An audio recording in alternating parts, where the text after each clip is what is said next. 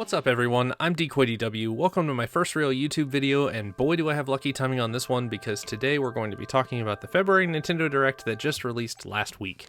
Now I realize that this Direct didn't pop for everyone, just like every Direct, but I personally loved it, and I wanted to take a minute to talk about some stuff that we learned from the Direct more so than just individual game announcements, because I think there's some interesting stuff here. So without further ado, let's dive into 6 things that we learned from the February Nintendo Direct. Number 1, this is going to be a good year for Nintendo gamers. Kind of an easy one, but with Nintendo, you never really know. So many people expected this year to kind of be packed as a result of the delays from the COVID pandemic, pushing games out from the last couple of years to finally releasing this year, and that appears to be exactly what's happening.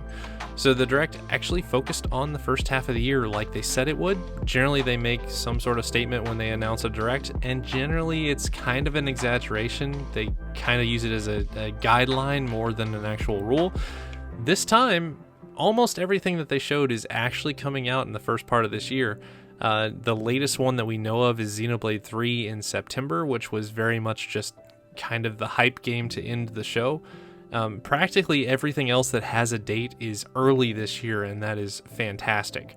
What that does is it leaves some room for the later parts of the year and even some mid-year surprises that could show up at, say, an E3 Direct or the September Direct. Like, there will be more games coming this year that we don't currently know about, so whether the announcements of this Direct actually spoke to you or not, there's still a lot to be hopeful about. It almost feels like Nintendo is setting up 2022 to be almost a sequel year to 2017, with many similar games, kind of a similar cadence, actually a few sequels of 2017 games scheduled for this year. And that's very exciting for any Switch players who were playing in 2017. That was one of the best years in Nintendo gaming history, so if we come even close to that year, it's going to be a great year, guys. Number 2, Nintendo is feeling pretty comfortable with where they are. So in the wake of all these announcements and massive moves and acquisitions within the video gaming space, it'd be fairly natural to think that Nintendo was feeling nervous or trying to force things to make themselves, a bigger competitor within the video game space.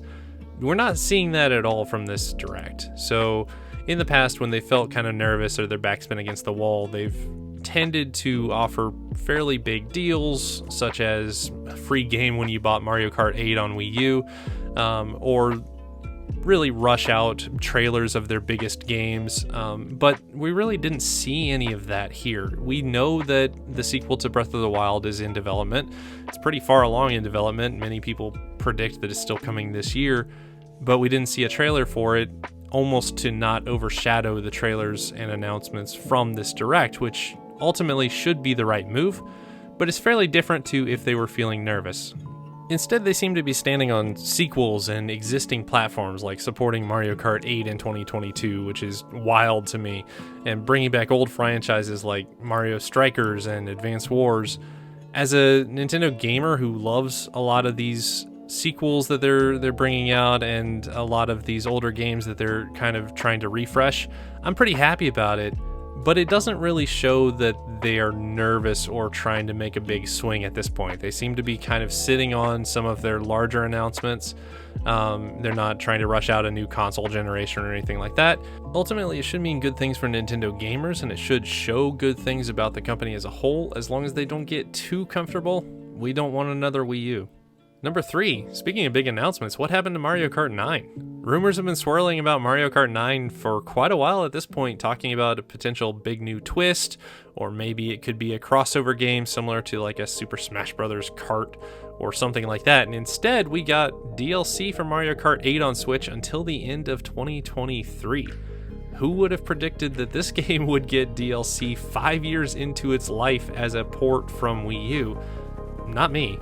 The other side of this is that they're taking the number of tracks of this game up to 96 tracks, and they're using up nearly all of the memorable tracks from the series' past. That almost paints this series into a corner similar to what they've done with Smash Bros. Ultimate, which, I mean, where would you take Mario Kart 9 at this point? What would it actually be?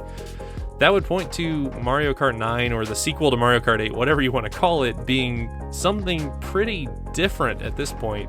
Maybe it is some sort of crossover game when it eventually releases. Maybe it has some sort of different gameplay. I don't know. Maybe the karts will sprout wings and actually start flying around now, similar to Diddy Kong Racing or something like that. Who knows? I'm here for it, but we're not seeing Mario Kart 9 for quite a while, probably at this point, and that was kind of a shock. Number 4, Square Enix sure loves the heck out of this HD 2D graphics style. So do I. So this art style and graphics engine that started with Octopath Traveler and is now on Triangle Strategy, the remake of Dragon Quest III, and newly announced Live Alive coming to the US. This is a beautiful graphic style that they seem to be getting a lot of use out of, and they seem to be liking, and at least in my opinion, every game that they've shown off with this art style looks incredible. So that obviously leads to the question of, at this point, what else could they bring in this art style? My vote is for everything. Literally everything that they've made, especially anything on the Super Nintendo graphics, just seem to pop with this art style. So bring all of Chrono Trigger, Final Fantasy 4 through 6, the old Enix games like Illusion of Gaia, Terra Enigma, Soul Blazer, whatever you want to put this art style on, I'm here for it because I think it looks phenomenal. Big question I have is, are we going to see other developers try to embrace or maybe copy, pay an homage with a similar style? I'm looking directly at Capcom when I say this. Time will tell. Number 5, yes, they're late, they're kind of slow, but Nintendo is gradually embracing online play. So there's been a slow buildup over the past few years of really ramping up online play for Nintendo games. The 3DS had a few big ones, the Wii U had a few big games centered on online play. I'm really focusing on Splatoon here. And we're still not to the point that every Nintendo game is getting online play. Even in this Direct, they showed a few co-op games that don't have online play, like Fire Emblem Warriors and Kirby. But what I'm trying to say with this is gradually they're starting to make it a focus of these presentations and of the games within these presentations. So we saw that in this particular Direct with Splatoon, which we already know, but Switch Sports and Advanced Wars and Mario Strikers all really spending time to outline the online features of these games, with Mario Strikers even going pretty in-depth in the clubs and all the options that you would have while playing. They're also really focusing on the NSO expansion pack, which is finally starting to make a bit more sense with the free DLC for Mario Kart. So just slowly, it's not exactly where we want it to be yet, but slowly we're getting to the point where Nintendo is making online play a focus. And if Mario Party Online is evident of what is to come, I'm here for it. And finally, number 6, in an era of acquisitions, Nintendo's purchase of monolithsoft is looking better every year.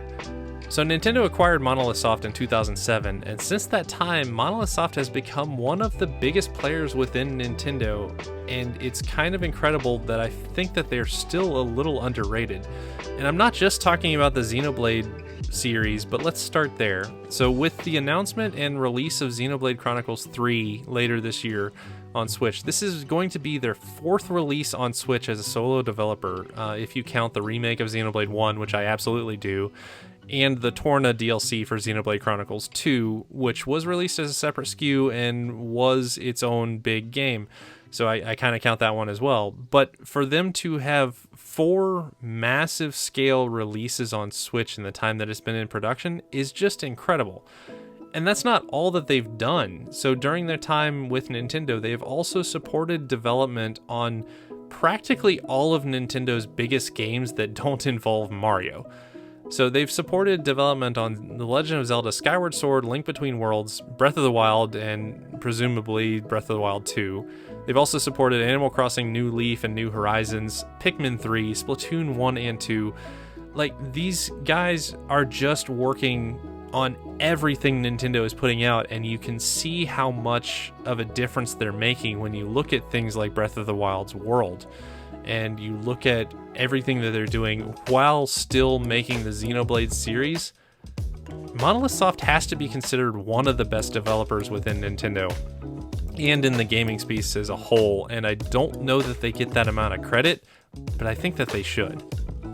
And that's it. Those are 6 things that stood out to me from this Direct. Let me know what other things stood out to you and how you liked the Direct overall down in the comments. And while you're there, if you could give a like and subscribe, I'd really appreciate it. It'll help this little channel grow. But that's all for today. Thanks for watching. Let's go!